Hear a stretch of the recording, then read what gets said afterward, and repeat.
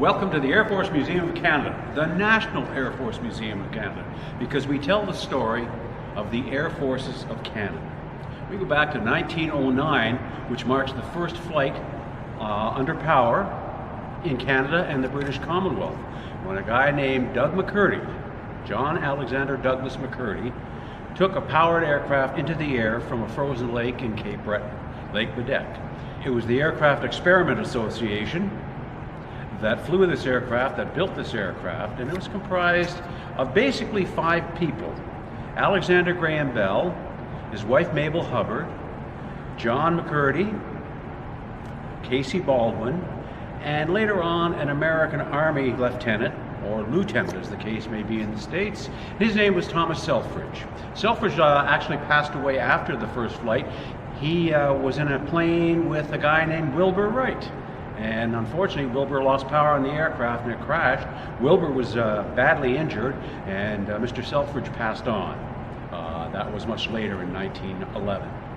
Nonetheless, we've had the Air Force, we've had the Canadian Armed Forces, we've had what I like the best is the Royal Canadian Air Force. And this museum is trying to tell you the story of all of those air forces and the great people who have been in the air forces over the years, and some who gave their lives defending you and defending our country.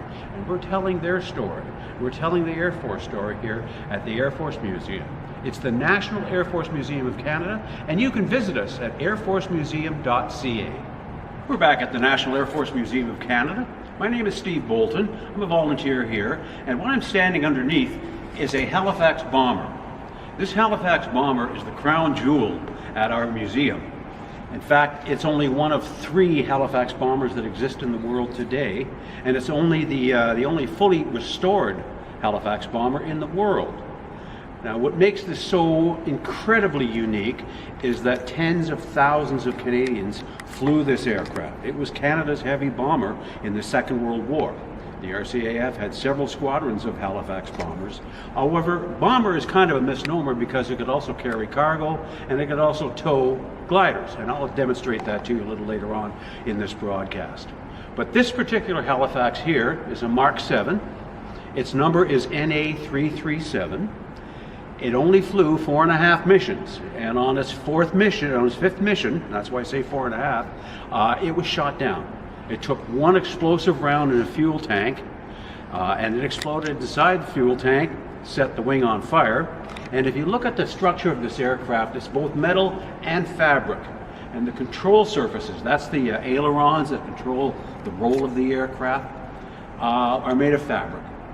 Captain Turnbull, the pilot of the aircraft, knew that if those control surfaces caught fire, he'd be done. So he decided that he had to ditch the aircraft. It was on a mission over Norway. It was a lone wolf, and it was dropping supplies to the Norwegian underground, or Norwegian resistance. And the resistance people were fighting against the Nazis in Norway, disrupting communications and doing whatever they could to make life tough for the invading force. So this particular aircraft was successful in its mission. It wasn't dropping bombs, it was dropping cargo. It was cargo to supply the Norwegian resistance. It was shot down, and the pilot decided the only successful place he could make a landing would be on a lake, and that's exactly what he did. He ditched the aircraft in Lake Mjosa in Norway. And if you take a look at this panel here, it was discovered in 1992. It was raised from the depths of this lake in 1995 and brought to Trenton, Ontario. So this is the Halifax here. That's a Halifax bomber. It was a side-scan sonar that found the aircraft at the bottom of this lake. If there's the fortunate thing about this, the crew survived the crash. But unfortunately, they had to leave the aircraft because it was sinking, and what happened was the lifeboat didn't deploy. And so the crew were in the water. And I'm going to take you back to the back of the aircraft here, because I want to talk about a very special guy. And this special guy is a guy named Thomas Waitman. I'm going to take you to his office. Now, Thomas was the tail gunner of this aircraft. So when the aircraft was going to be ditched, the pilot ordered everybody to go to the center part of this aircraft, which is the safety area. It's the strongest part of the aircraft. So they all went there. Thomas Waitman, the tail gunner, went to that part of the aircraft, and he was knocked unconscious when the aircraft hit the water. Hitting the water in an aircraft that's doing 180 miles an hour is just like hitting concrete. So the aircraft was jostled quite a bit. In fact, was jostled so hard that this part of the aircraft from about here all the way past the tail broke off. It broke away from the aircraft and sunk in another part of the lake. Waitman was knocked unconscious, and when he came to, the crew had already left the aircraft, and he was there alone in about this much water. Realizing that he shouldn't stay there any longer, he pops out of the roof of the aircraft, the top of the fuselage, and he calls out to his crewmates. And they have their life vests on, but there's no life raft. It had not deployed. Thomas Waitman gets into the aircraft, and he manually deploys that life raft, and it pops out of its hatch upside down. Now, this life raft is 3 meters in diameter, about 12 feet, 14 feet, and it was too big for him to try and right. So it's upside down floating in the water, and the paddles are up inside the life raft. The survival kit is all in there. So he could not do anything much more than just climb onto that life raft. Well, he floated ashore, and unfortunately his crewmates washed ashore because they froze to death in the lake. It was April 1945 in Norway. I don't think you'd even want to swim in a Canadian lake in April, let alone in a Norwegian lake. Ironically, he was arrested by the Gestapo, and on May the 8th, the war ended. So he was only in jail for a couple of weeks. But the fact of the matter is, he survived and knew about this aircraft. And a 16-year-old boy at the lake heard this aircraft go in at 1 o'clock in the morning. And one of the promises he made to himself was he's going to try to find this very aircraft. So I'm going to take you back here to the tail of the aircraft. This is where Thomas Waitman did his job. This is his office.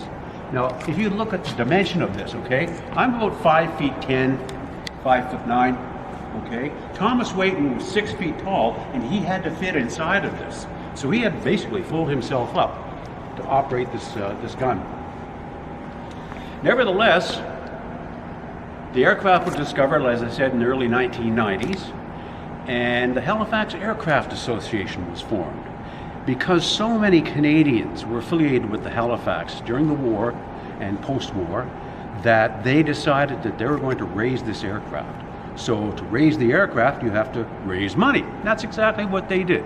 So they raised the aircraft, and through a fantastic cooperative agreement between the Norwegian government and the Canadian government, it was decided that the RCAF, or the air forces of both Norway and of Canada, would supervise rescuing this aircraft. Now, during the Second World War, 6,176 Halifax bombers were made. 3 exist today. This is the only fully restored Halifax, and it's on display at the National Air Force Museum of Canada in Trenton, Ontario. And you can visit us at airforcemuseum.ca.